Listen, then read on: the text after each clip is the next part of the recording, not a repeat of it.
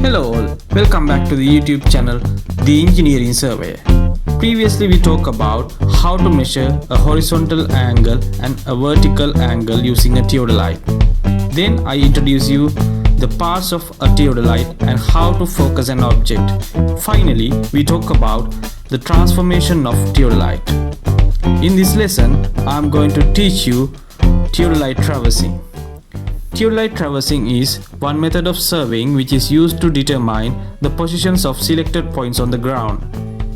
Left side figure shows a layout of ground points around a building. We need to trace the details of that building and land referred to these ground points. This entire process is known as detailed surveying.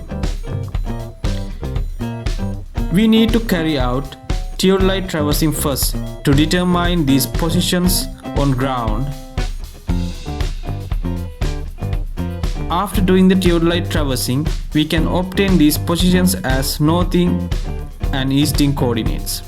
Further, to establish controls within a selected areas, we can use theodolite traversing.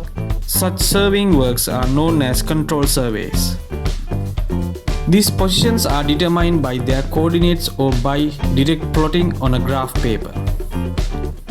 These ground positions are known as traverse stations. Usually, people work in the industry prefer to drive steel-off carts having the length between 1 to 2 feet. If you want to preserve it for a longer time, you can put concrete around it. But in many textbooks, it has been recommended to use 50mm square wooden peg, which is about 500mm long. Then a nail should be driven over the wooden peg to mark the center. As mentioned before, if you need to preserve it for a longer time, you can put concrete around it. Next, the imaginary line which joins the traverse stations are called traverse lines or traverse legs. In theodolite traversing, we need two measurements. They are the lengths of traverse lines and the clockwise angle between them. We call them included angles. Next, any traverse must start with an already existing line called a control line. The endpoints of a control line are called control points. Control points are fixed ground points which are having known northing, easting and zenith coordinates. As I told you previously, we need to measure clockwise angles between traverse legs and the length of traverse legs, because we need to locate new traverse points with respect to control points. After taking those measurements, we need to close the traverse from another line called closing control line to check the accuracy of surveying work. But if you can't find any nearby closing control line, you have to close it from the same control line where you started your work. Because of these two options, we can categorize traverses as closed link traverses and closed loop traverses.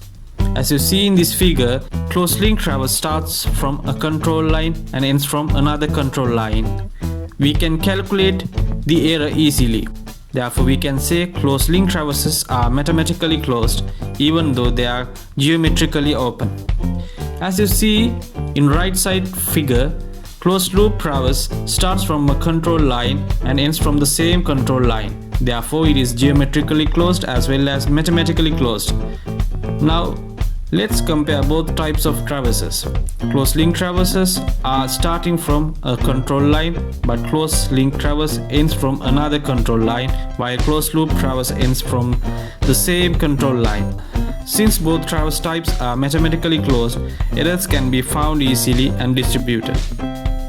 Closed link traverses are mainly used for lengthy areas such as roads, canals and etc.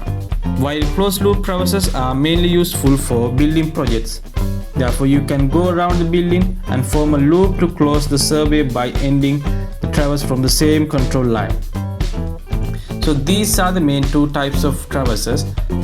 Apart from these two types of traverses, there is another traverse called open traverse. Usually we don't carry out open traverses deliberately, because in open traverses there is no any other closing control line to close the traverse. Therefore, we cannot check the accuracy of open traverses. These open traverses happen unintentionally while we are doing a closed link traverse or closed loop traverse due to an unavoidable situations such as landslides, terrorist attacks and etc. Then you have to abandon the survey work and go back. Since you have some data, you can calculate coordinates. Since you didn't close the traverse, you cannot find the error. So open traverses are both geometrically and mathematically open. If someone is deliberately doing an open traverse, it's a very bad practice and he is not suitable for surveying. That's the end of today's lecture. Thank you very much for watching this video. Coming up next is Documetric Surveying Part 1. Don't forget to subscribe this channel for more of the very latest videos.